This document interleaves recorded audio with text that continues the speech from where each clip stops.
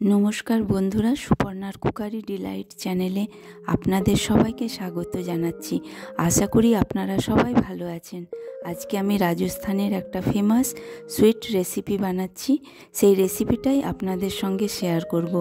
মিষ্টিটা best part হচ্ছে খুব কম ইনগ্রেডিয়েন্টসে আর খুব কম সময়ের মধ্যেই বানিয়ে ফেলা যায়। চলুন দেখে নিই কেমন করে বানালাম।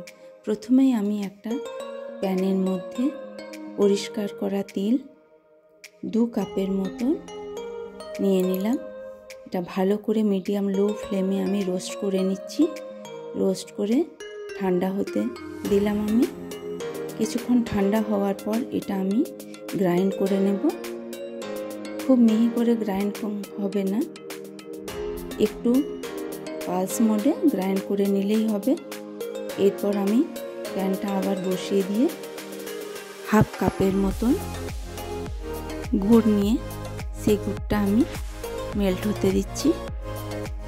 মেল্ট হয়ে গেলে এর মধ্যে আমি সামান্য পরিমাণ ঘি দিয়ে দিলাম, যাতে গুড়টা তলায় লেগে না যায়। এরপর আমি হাফ কাপের মতন খোয়া মিশিয়ে নিচ্ছি, যেটাকে মাওয়া এখানে বলে। খোয়াটাই হচ্ছে এই মিষ্টিটার মেন পার্টস। এর মধ্যে আমি অল্প অল্প করে গ্রাইন্ড করা তিলটা মিশিয়ে নিচ্ছি। সুন্দরভাবে ভালো করে মিশিয়ে নেওয়ার পর আমি একটু হাফ কাপের মতো কনডেন্স মিল্ক মিশিয়ে দিলাম, যাতে টেস্টটা আরও ভালো হয়।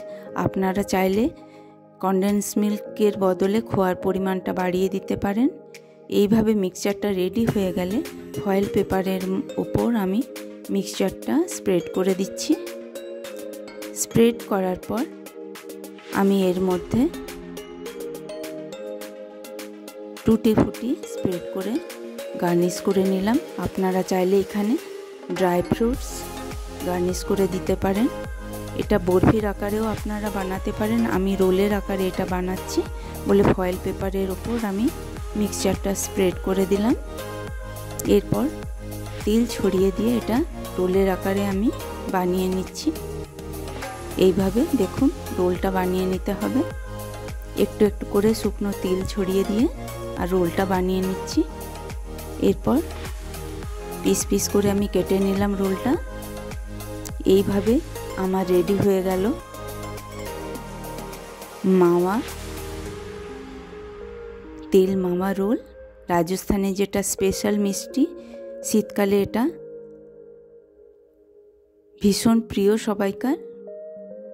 আমার দেখুন রেডি হয়ে গেল রাজস্থানি তিল মাওয়া রোল। এই রেসিপিটা যদি আপনাদের ভালো লেগে থাকে অবশ্যই একটা লাইক শেয়ার করে দেবেন, আর কমেন্ট করে আমাকে ফিডব্যাক জানাতে ভুলবেন না।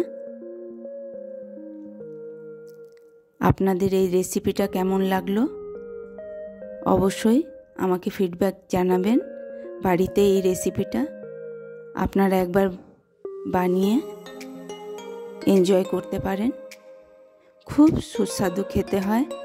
একবার যদি আপনি এটা বানান মিষ্টিটা, তাহলে দেখবেন কখন যে কৌটো খালি হয়ে যাচ্ছে বুঝতেও পারবেন না। নমস্কার, সবাই ভালো থাকবেন।